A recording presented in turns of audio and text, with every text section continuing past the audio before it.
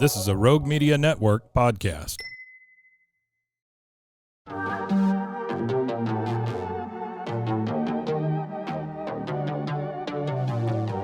Hey y'all, I'm April. And I'm Caroline. And this is your Bloody Happy Hour. Caroline, are you ready for this? This is your newest guilty pleasure. It's the bloodiest part of your week. Did we say something about it also being happy hour? Show did. Because we about to be sipping on some murder. Bloody happy hour.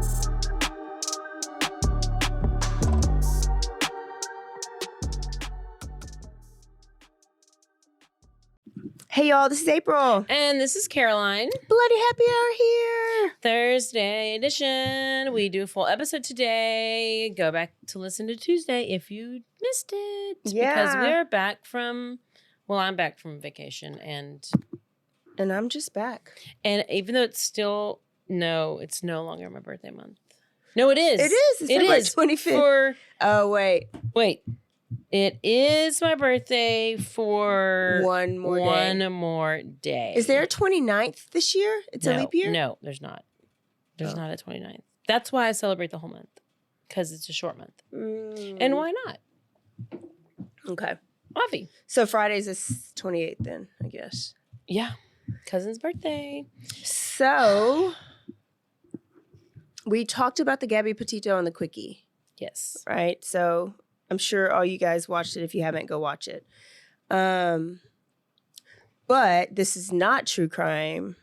I watched the Dexter Original Sin.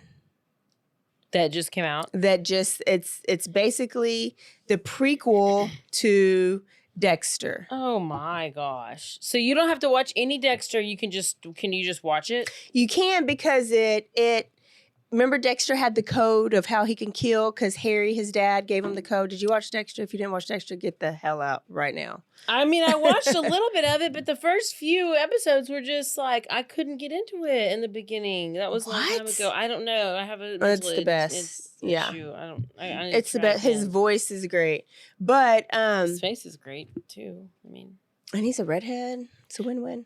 I So it's basically how he became a serial killer. So it tells his story, then how he was adopted by his dad, and how they developed the code, and when he first started working for Miami PD. Why did they not have that as the first season? They can't. Too boring. Yeah. Yeah. Well, and what they did is Dexter got so big, so then it was Dexter Resurrection that came out a couple years ago. So remember, Dexter died at the end of the series. No, Dexter escaped. They found out he was a serial killer and he escaped.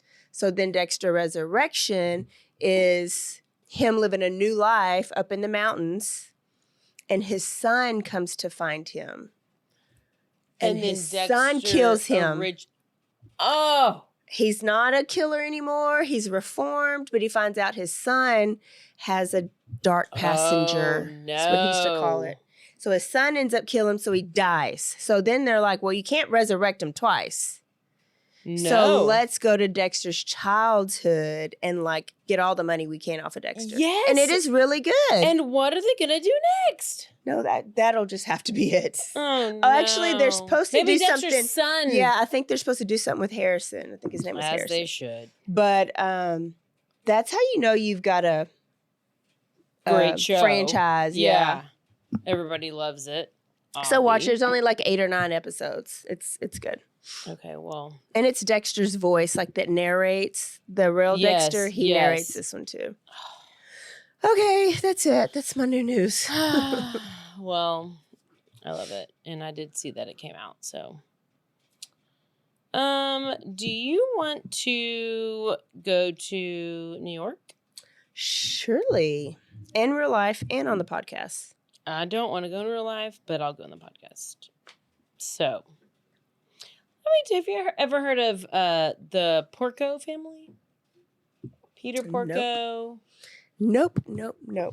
Christopher Porco?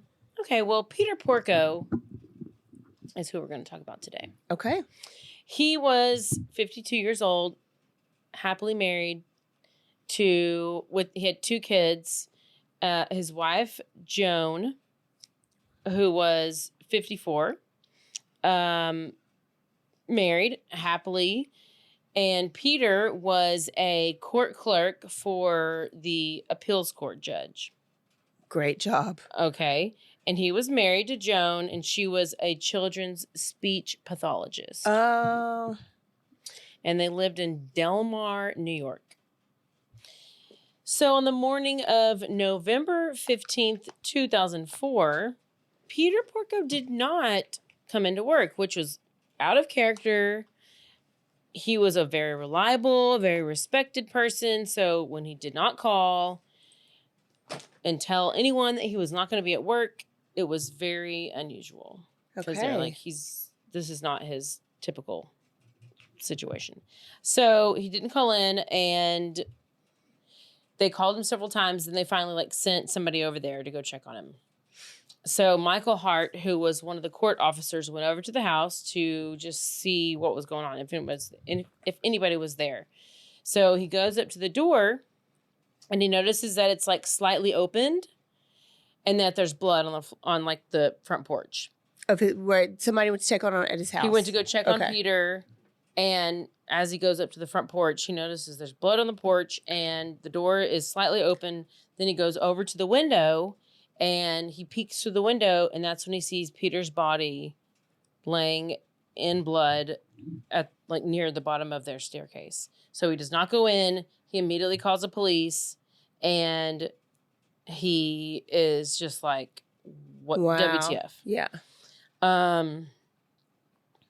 So then officers, EMS, everybody comes to the scene. They find this just body that is just at the foot of the stairs, face down in a pool of blood. Okay. And this is Peter. So they find out from when they get in there, they notice he's been beaten in his head. He's suffered these traumatic head injuries, blunt force trauma injuries to his head. And they go upstairs and they find his wife, Joan. She had also been attacked. Okay. At least it's not her. Joan had been hit 3 times, but she had horrible, devastating injuries. She had a shattered jaw. Her skull was split open, exposing her brain. Ooh. She lost an eye and several teeth. How old were their kids? I'll tell you in a second. But Joan was conscious. Okay. And barely. She was clinging to life. And it's never going to be the same. She was conscious because she was unable to speak. She could barely move. And whenever the paramedics came in there and asked her a question, she was able to raise her hand to be like, I'm alive. Okay. She couldn't talk. But then apparently they were asking her questions, and she was able to either, I noticed, read or podcast or read some articles, and some say that she blinked her eyes in order to answer the question, and some say she nodded her head or shook her head in order to answer the question. Listen, if I'm missing an eyeball, I'm not going to blink my eyes. Yeah, I just don't know. It's bad. Okay, so she's there. She can barely move. She's conscious. And next to her body was the murder weapon, which was a bloody fireman's axe. Fireman's axe. Next to her. Okay, so we have what this has huge happened? axe. The medical examiner later determined, okay, let's go back to Peter. He's laying on the floor by the staircase, head injuries. Peter had sustained 16 blows to the head from an axe, one penetrating his skull. The other took off part of his jaw. So just like Mom, his brain was partially exposed and most of the jaw was gone. Okay. So investigators realize eventually they're like, okay, this axe belongs to the Porco family. It's theirs. From the house. Yes. Meaning the attacker did not bring the weapon with them, but used the weapon that was already in the house. I need to know how old the kids are. Also, the burglar alarm, house alarm, was deactivated or disarmed. Okay. Which you have to disarm it by using the code. So you have to be somebody who knows the code. The phone lines were cut, and there was a screen that was cut, like a window screen. I don't know what. So there was no sign of, besides that, I guess, anyway. Okay, so the window screen was cut. And Peter and Joan were attacked in their sleep between the hours, this is what the police determined, between 1:30 and 6 a.m. Okay. Which is big quite window. Quite a window. But despite Peter's injuries, 16 times with an axe, brain is showing, jaw is half missing, he did not die immediately. What? That means you're just sitting there suffering. Let me die immediately. Oh, just wait. His brain injury, which I'm going to go into this like deep brain situation in a second, but his brain injury it caused him to go basically on autopilot. So he was like adrenaline autopilot, and he was able to wake up the next morning and do his entire morning routine. Okay, I'll tell you.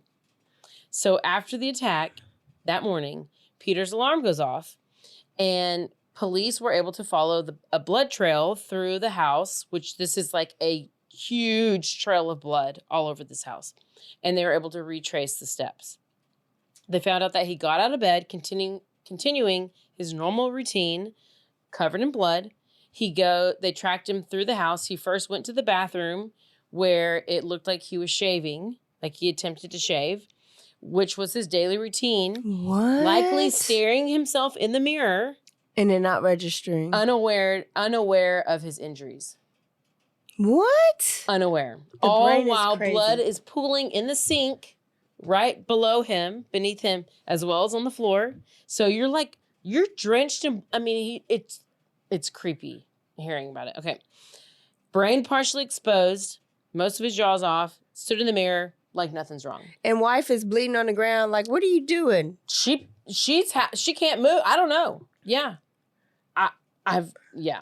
So his body just kept going. He goes downstairs to the kitchen. He loads the dishwasher. He makes a sandwich and gets his lunch ready to go to work. He is doing all the things. His body is just like going and going. He then walks out the front door to get the newspaper. This is why when the coworker comes in and sees blood on the front porch, that's what it's from. Gosh. Because he went outside, grabbed the newspaper, and it was still early enough, likely, that it was like nobody really saw. It was probably pretty dark. However, he managed to, when the door closed behind him, it just somehow locked behind him. I don't know. I don't know if the killer was still in there, locked him out, but he gets locked out of the house. He's conscious enough to know where the spare key is, which is like under the flower pot. Okay. Oh so goodness. Like your brain is still working to know that, have recall of where something you put in the So he gets the key, unlocks the door, goes inside. But it was at this point that his body finally gave out.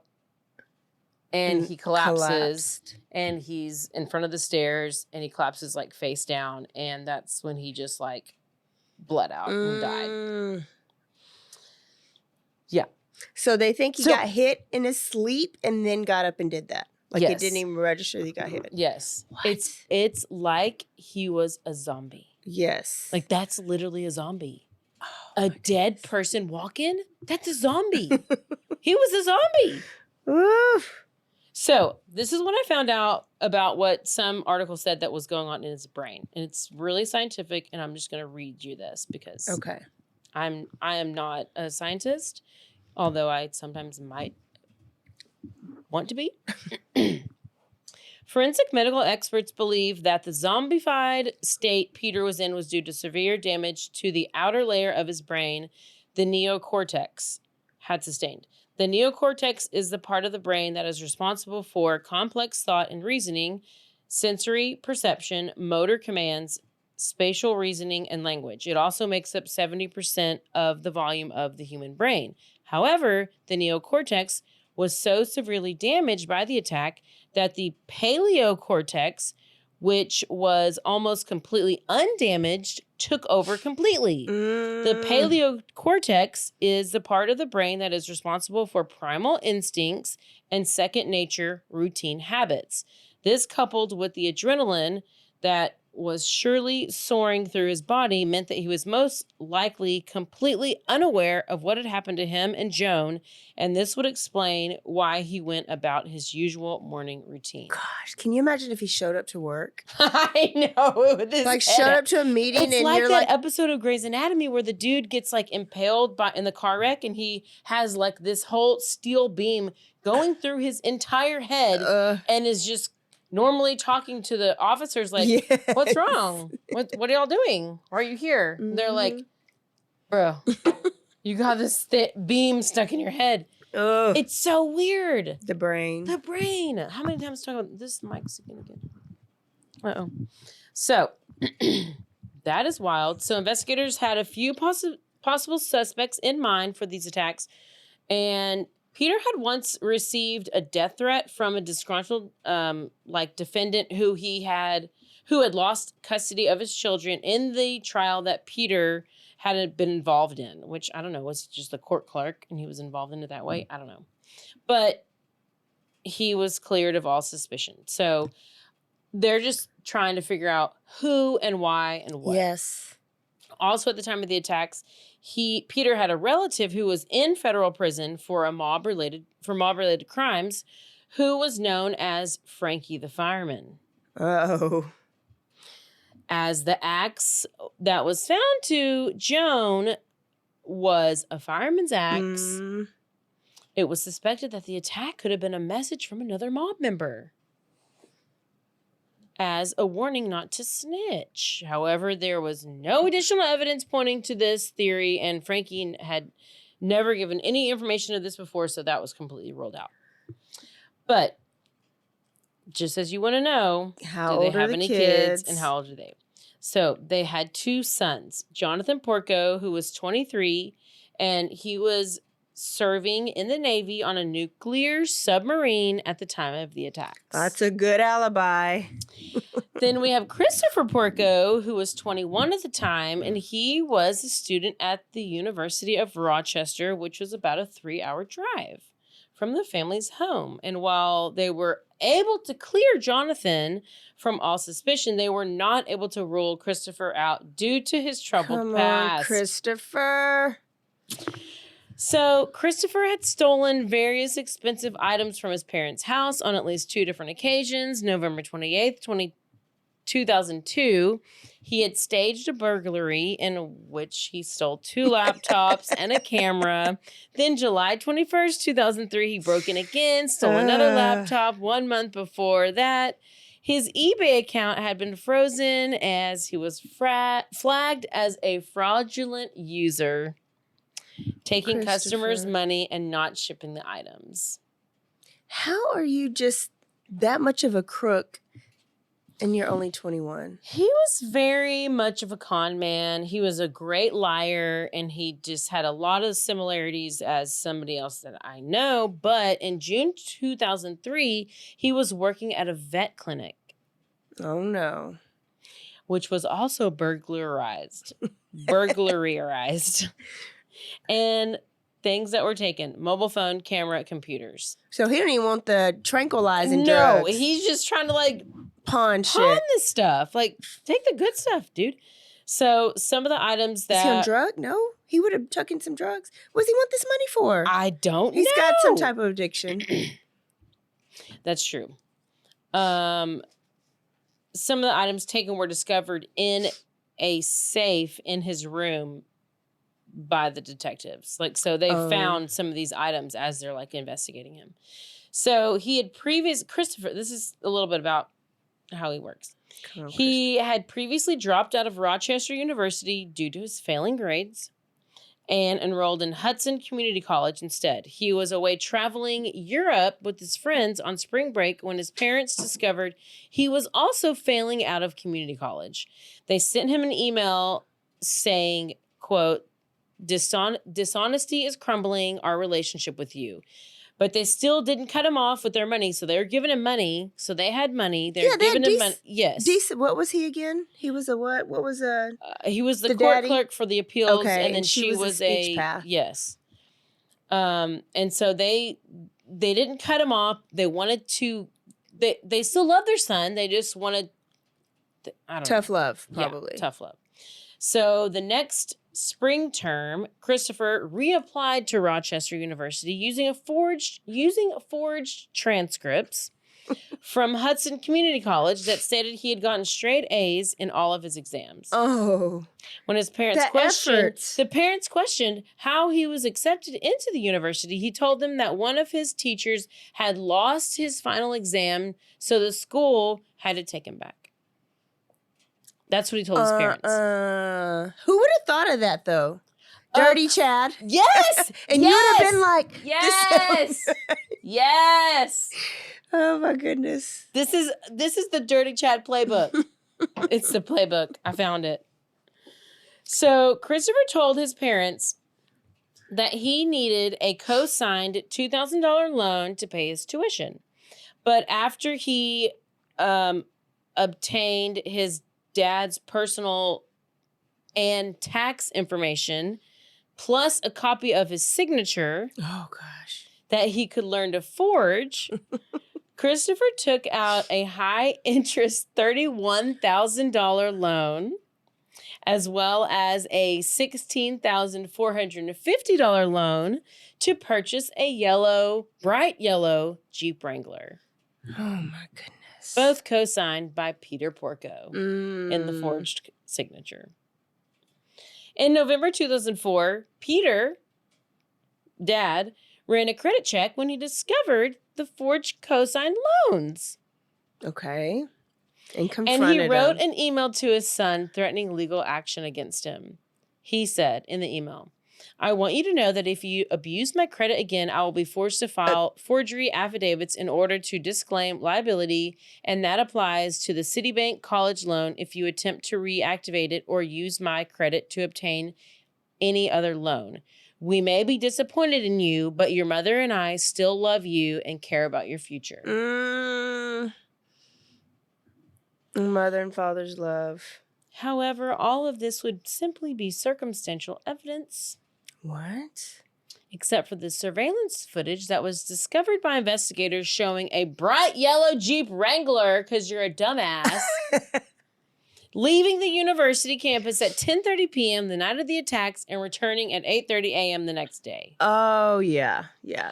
This window gave him plenty of time to drive to his parents' home 3 hours away, commit the murders, and return back to campus and not raise suspicion. Yeah, but that's easily argued, too. It is. As well as surveillance footage that they discovered, investigators searched Christopher's Jeep and they found an Easy Pass, which is a toll tag. Okay. It had been removed from the interior windshield, whatever, where, it's usually there automatically, whatever. And he had put it like under his seat so it didn't automatically ping that he drove through the toll tag thing. And this was to avoid detection. Well, that's stupid. They still take a picture of your license plate. I guess, but... Because, I don't have a toll tag, and they send me pictures, but I guess if you... Maybe he paid it, right? I don't know. I don't know how it works. But the Jeep was obviously seen on camera, unmistakable, because it's a bright yellow Jeep. Don't commit a crime in a yellow Jeep. Or just go in like a Honda or whatever. I don't know. Hyundai. Oh shit. I went to a whole nother page. So, this at least gave the police, okay, we know what we're looking for. Or like we're going to just at least see, because I'm sure you can check point by point by point where this bright ass yellow Jeep is going. So gave them an idea of where he arrived and when he arrived and all the things. So, okay. It says he used cash to avoid detection. So he didn't get, Huh, okay. I guess you can stop You and can pay, go down that. sometimes There's an aisle that you can yeah. just put the money in there, I guess. Yeah. But if you just want to go, they're going to take a picture of you. And they're going to send you the bill. Yeah. Okay. So, However, he did not take security. Okay, all tickets were time stamped, and only 12 tickets were stamped in the time window between the Jeep arriving and leaving from the toll booth. And it didn't take investigators long to find a ticket with Christopher's DNA on it. Okay. So more damning evidence that pointed to him committing these crimes was that investigators, the night of the attack, like I said earlier, the home security system had been deactivated by someone using the master code. Somebody who had to have known what the code was in order to use the code. And 2.5 hours later, after the code was disarmed, then the phones were cut. So I guess he disarmed the code, And then he unplugged killed him, then he cut the phone lines. Gosh. And they weren't even that pissed. They weren't even turning him in. They were like, I still love you. I guess I'll pay off this loan. Yes. But don't do nothing else. So one of the very first detectives on the scene of the crime, on the morning of the crime, was Christopher Bowdish. He was a close family friend of the Porcos. And while paramedics were getting Joan ready to be taken to the hospital, the detective asked if Jonathan committed the attacks, which is the other brother who's like the military brother. And they asked this to Joan, right? Who's like conscious, but like no jaw, right? No jaw Joan. Yes. Gosh. No jaw Joan. No jaw Joan. And she was able to shake her head no. Okay, so what did they ask? What did they ask her? Because now I'm just picturing a no jaw. That's horrible. I know, but it kind of rhymed. He asked if Jonathan was a part of this. Hey, Joan. Hey, no jaw Joan. Is Jonathan part of this? She shook her head no. So she's able to do that. And then asked if Christopher was responsible for this. And she nodded yes. Okay. Before being taken to the hospital. Okay. So I guess she's just like being on the So they figured that out stretcher. before she even left the house? Yeah, because they asked her. I don't know. Yes, that's wow. But it gets crazy. Okay, so she's taken to the hospital. Police and paramedics there at the scene also testified to this exact. So multiple people saw this happen. Okay. Once Joan finally was regained full consciousness because she survived. Gosh, Joan. I really want to see what she looks like with no jaw. She testified in court that she could not recall the attack happening or anything that happened post-attack. She had complete amnesia about the whole event and was certain that Christopher was innocent. So she's literally walking into court, into trial, arm in arm. He didn't do it. This is my son. I'm with him. He didn't do this thing. She's totally not thinking he did it at all. Or she's covering up for him. Yeah. Did the daddy die? Yes. Yeah, the daddy died. So while investigators were positive that Christopher was undoubtedly guilty, they struggled to prove this guilt beyond reasonable doubt. They had no physical evidence that Christopher had used the axe on his parents that night when police started seizing his clothing from the university. They got stuff from the Jeep. A witness placed him at the crime scene, but they found no trace of blood. Okay, so that kind of makes me think about Kohberger, because it's like, how can you do these like horrific stabbings and like axe stuff and without having any of your blood or any footprints if there's so much blood? So, okay, that leads me to believe that it is possible for somebody to go commit stabbings and leave the scene without having all this blood on you and footprints. But apparently this guy had like threw away the murder weapon. Well, no, he didn't throw it away. He left it in the bed, but he didn't have any prints on it. Shit, maybe he did. But I'm just going back to Kohberger because But you couldn't even rule out the prints because he lived in the house and it was a house weapon. So no trace of blood. So an employer at where Christopher worked at the vet clinic was questioned on the stand, and he testified that Christopher had been trained in cleaning. Oh, okay. He had been trained in cleaning up after animal surgeries, which he described as bloody and messy. So he also had latex gloves and kitchen trash bags, which obviously everybody has trash bags. And so it was something that the jury kind of took into consideration. You can put those little booties on. You can put the booties on. That you put on in surgery. And then one of the jurors in the case after the fact stated that the jury was in complete consensus that somewhere there is a container or a bag containing clothing, shoes, and quite possibly a small paring knife or small scissors. To cut? What? No. So Joan is over here. They're in trial. She is defending her son at the trial. She's maintained that he could not have been capable of such violence. She said that months before the attack, she had seen a stranger standing in her driveway one night. Reasonable doubt. As well as in her garden while she was gardening one day, but nothing corroborates these statements. Okay.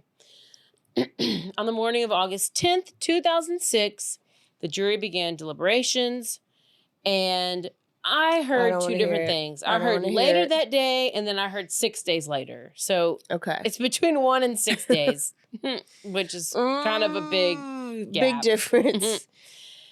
Christopher Porco was found guilty of second-degree murder of his father and of attempted murder of his mother. December 12th, he was sentenced to 50 years to life on each count, totaling a minimum of 50 years in prison, and he will be eligible for parole in December 2052.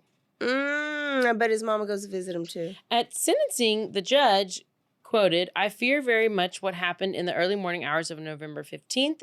It's something that could happen again." End quote. He is currently being held at the Clinton Correctional Facility where he has appealed convictions to the appellate division. He's basically appealed like 3 or 4 times, and they keep denying him, deny. So now he went all the way up to Supreme Court. It was denied. He can no longer appeal. And I mean, that's where we stand at this point. Yeah. So then it's like, what was Joan thinking? Or did she really have amnesia? Or was she like, I lost my husband. My other son's under the water all the time. I will be alone if I lose my son. This is what I have She's notes. Pulling a Roberta Laundry. Yeah. Yes. I have notes from this, and it has somebody else's thoughts, and they're like,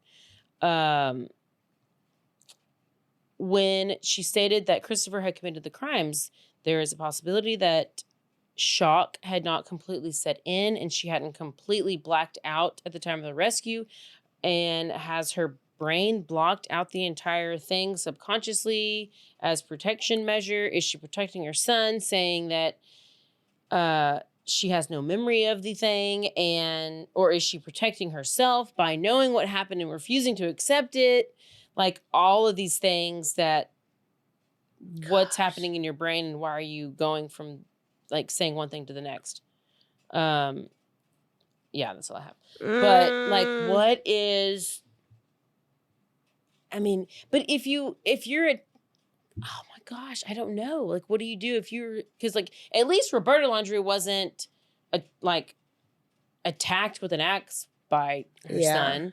So you shouldn't defend it, but still, like, even like her husband, like, wouldn't you want to justice for your husband? I feel like she really had no clue. Maybe she was just... Well, it's like my Sam Houston boy that I did, right? And he tried to kill the dad, but killed the mom and a brother, I think. The dad, till the very end, was there and didn't want his son to go to jail because he had lost the rest of his family. I think it's just something different about that. A parent... I bet she just really had no memory. And just thought, there's no way. And she was just trying to make I don't even think she remembered. It'd be best if she didn't. I mean, I talked to her the other day and she said she didn't remember. But you heard the trial. You heard everything at the trial and all the evidence that should have convinced you. Here's, I found a picture of her. Oh. And look how she looked before. Like it's amazing that she lived.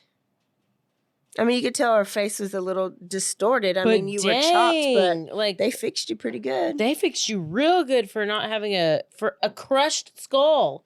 This lady is so fragile looking. Oh my gosh. And she has no idea what she's talking about. Ooh, man. What I a hate random... those. Yeah.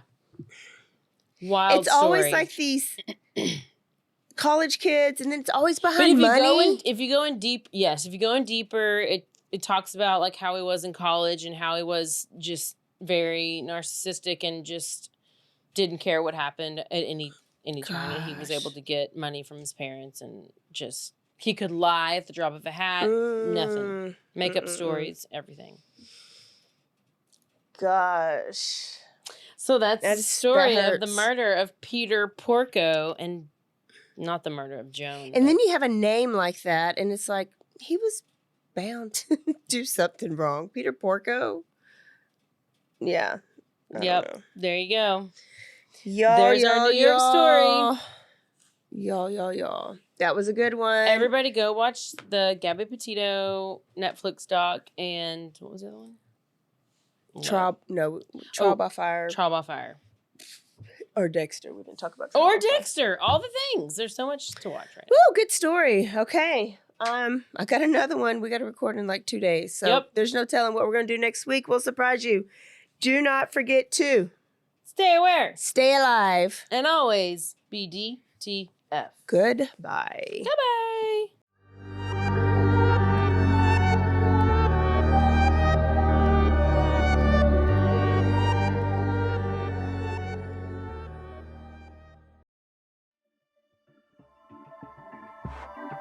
This has been a Rogue Media Network production.